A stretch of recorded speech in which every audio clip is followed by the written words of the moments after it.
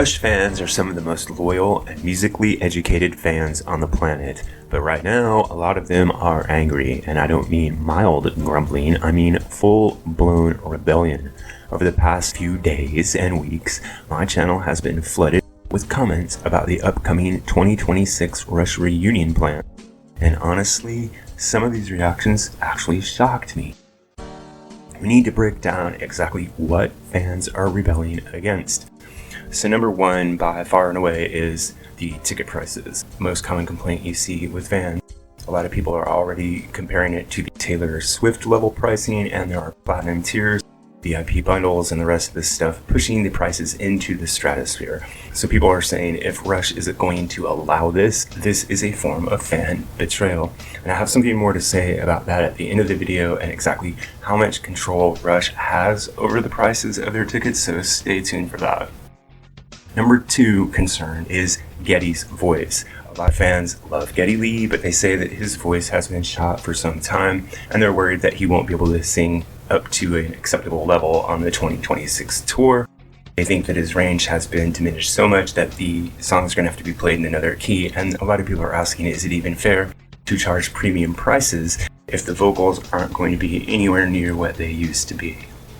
The third reason, of course, is the absence of Neil Peart. And this one's a much more complicated topic, and I've done a couple of videos on Annika Niles, comparing her directly to Peart, and whether or not they should have gotten Mike Portnoy to play instead of Peart, and one on whether or not it's a good idea at all to go out without Peart, so you can check those out in the archive. I think most fans will accept the tour even without Neil because it's ostensibly supposed to be a celebration of his legacy. But I think a lot of people are a bit uneasy about calling the band Rush when Neil isn't there, and of course there is the question of new material, which brings to bear the idea of lyrics. And I again covered this in another video. I think getting someone to play acceptable drum parts is a lot easier than it would be to do new material with new lyrics, because the lyrics that Neil made were just at such a high level of expression. So why do they have to call this Rush? It's fine if Geddy and Alex want to go out and play music, but why are they calling this band with Annika Niles Rush? So people say the reunion would be way less controversial if they just gave the band a new name like Lee and Lifeson.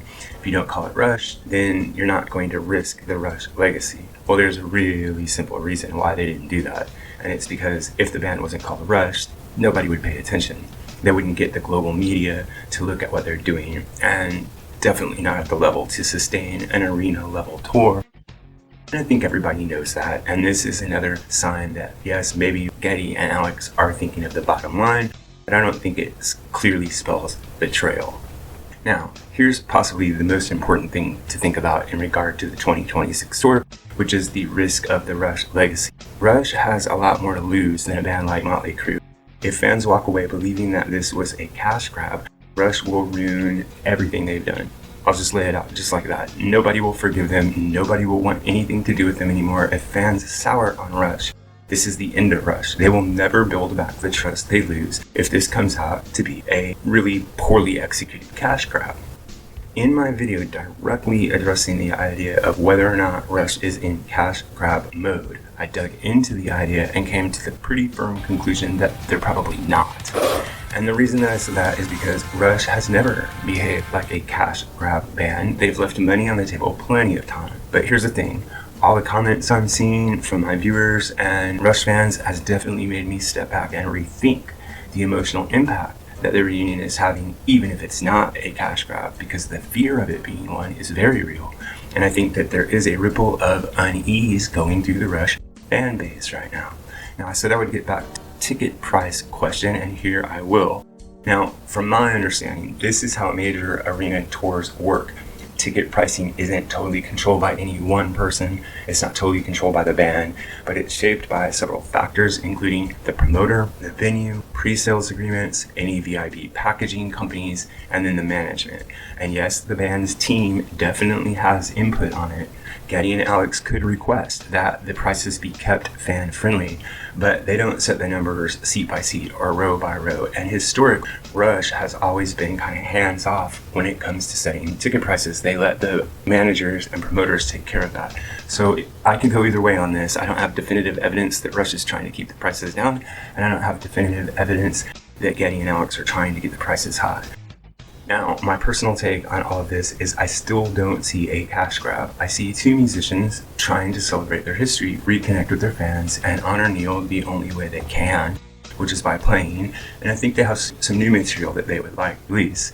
But your reactions have given me a serious reality check here. The emotional stakes are very high. I think they're higher than even Geddy and Alex realized. And they need to understand that fans are beginning to revolt already, and it's not because they dislike Rush. It's because they're scared of losing what Rush has always represented, which is honesty, integrity, and respect for their fans who support them. So if you're a Rush fan, I want to hear from you in the comments. Do you think that people are overreacting, or do you think that they're underreacting? Do you think there is reason to be worried that Rush is on a cash grab? Let me know in the comments below.